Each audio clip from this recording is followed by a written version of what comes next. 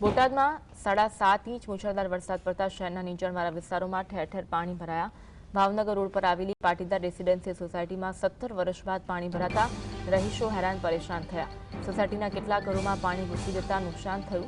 રહીશોએ નદી નાળાઓમાં થયેલા દબાણોને પાણી ભરવાનું મુખ્ય કારણ ગણાવ્યું। પાણી નિકાલની વ્યવસ્થા નબળી હોવાના આક્ષેપ સાથે સ્થાનિકોએ તંત્ર પાસે તાત્કાલિક સમસ્યા ઉકેલવાની માંગ કરી હતી। શહેરના અન્ય વિસ્તારોમાં પણ પાણી ભરાવાની સમસ્યાએ લોકોની મુશ્કેલી વધારી હતી।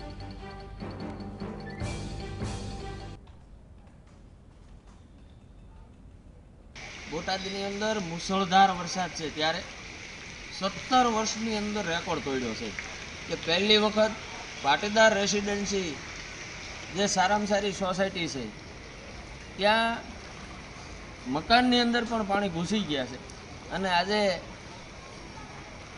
પ્રજા ત્રાહિમામ છે। એનું કારણ એક જ છે માત્ર ને માત્ર કે આગળ બધે દબાણ થયા છે, ક્યાંક ને ક્યાંક પાણીમાં અવરોધ કરવામાં આવ્યો છે।